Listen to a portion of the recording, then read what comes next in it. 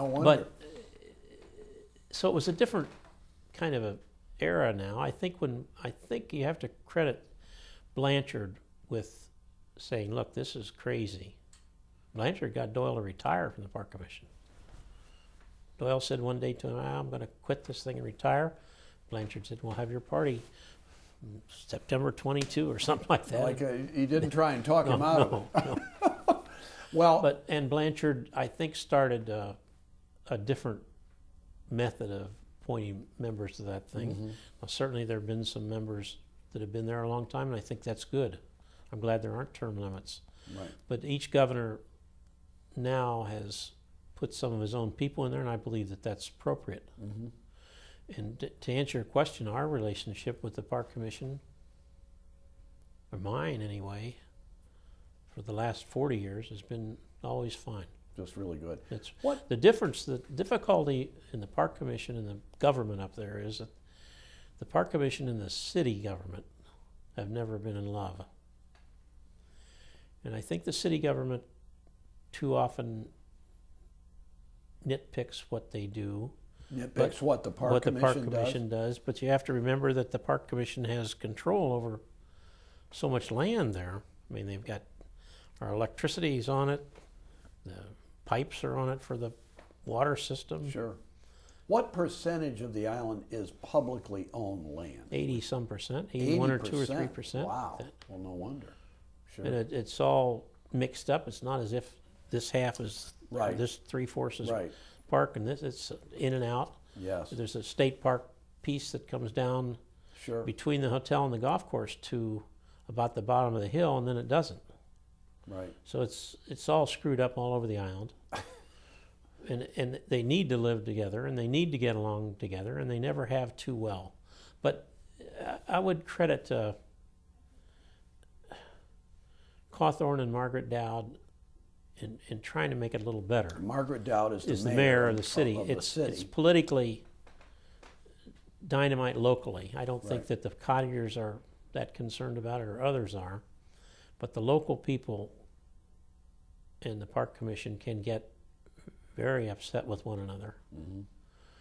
which I've never also understood. The Park Commission has wonderful jobs that have probably 30 or 40 for locals that have been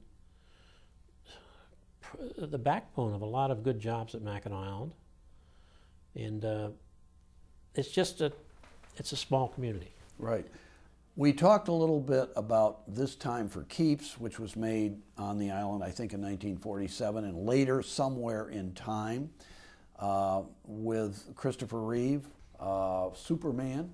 That's true. A famous movie. Were those the only two movies that were really filmed wholly at the Grand Hotel on Mackinac Island, or have there been other films? I think there have been some other lesser ones, but they're the only two that have ever been really successful in the movie business. Yeah, and they centered on the Grand Hotel. Both right? of them. Yeah, Both of of them did. Well, what about that? How did they come to film those two films on Mackinac Island? This Time for Keeps, I'm not totally aware of. I think they approached my uncle and he said, "Come on, baby, we'd like to have you." Mm-hmm.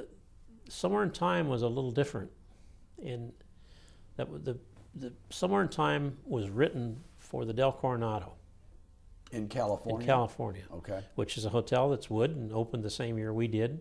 Is it part of your association? Yes, it is. A resort association? Yes, it is. Okay. But they were going to decide to make this movie, and they were going to use the Dell.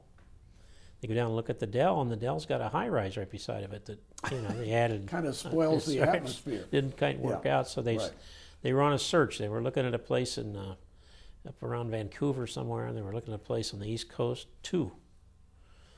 And at that point, I was chairman of the Travel Commission, and the studio called The State Travel Commission. State Travel That's Commission. interesting. And the studio called whatever the Travel Commission's number was in those days, Right. and said, we hear there's a big old white hotel up in North Michigan, and we're looking for a site for a movie, and what can you tell me? So the girl was pretty sharp in there and said, well, you should call the chairman of our commission. They run that place up there, and they'd be glad to talk to you, and gave her my number, and this guy called, and so we started that adventure, and that's turned out to be a very good thing. It was interesting in booking that thing, and we had competition in it, and so I finally, in those days, were still telegrams, believe it or not. Wow. And I wrote him about a 5-page telegram and sent it to him, and I said, you guys, if you are going to make a movie in one of these buildings, you owe yourself to see this property. Mm-hmm. And if you will get yourself to Chicago at a date you name, this had to be in February, I will get you from O'Hare to Mackinac, back to O'Hare that night, one day. Wow.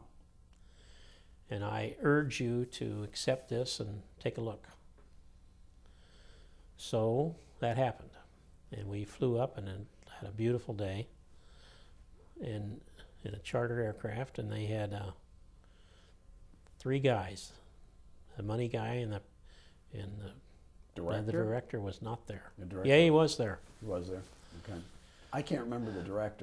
Well, I remember Christopher Reed and Jane Seymour. That's right. Those two, the stars. Anyway, those guys came up, and we had a beautiful day, and we plowed the roads and got our big bus out and had them all dialed up.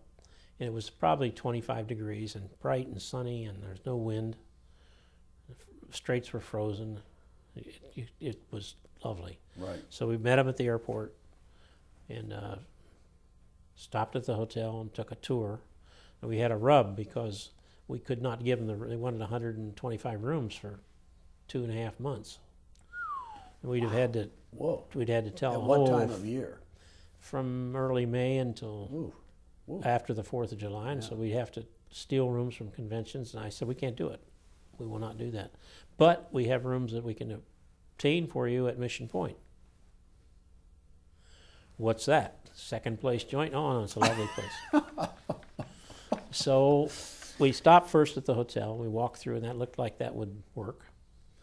We went down to our house, which we got open quickly, and had lunch.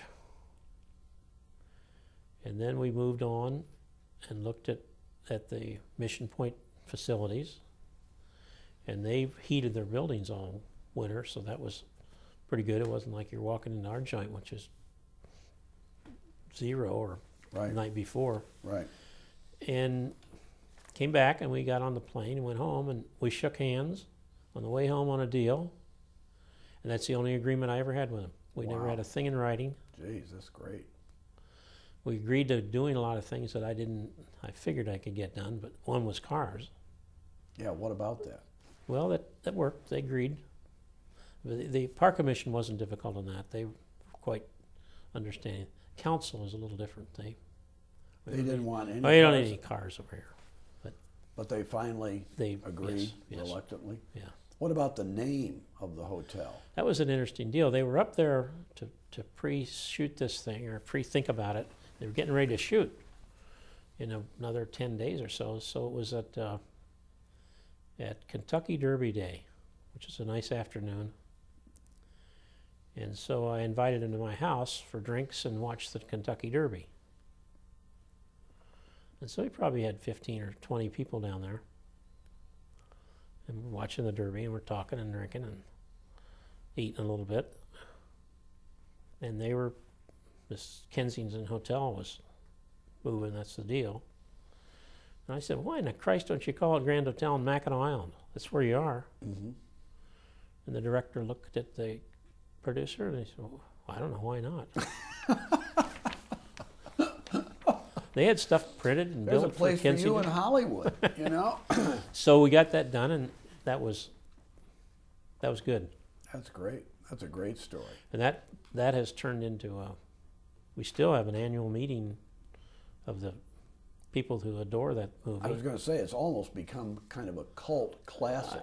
Cult is exactly what it is. You know, really. But we still have 450 people meet with us in late October every year It's to amazing. celebrate that movie. Wow, that's really interesting. Now, just as you became the only member of Stuart Woodfill's slightly extended family to take a real interest in the Grand Hotel and eventually become the proprietor and the driving main chief force behind all its success. Your son, Dan, he's taken an interest too. He's president, actually, of the Grand Hotel Company. Right Dan's now. running the joint now. He's running it. Oh, I can't believe. But he's very happy that I'm there to assist him.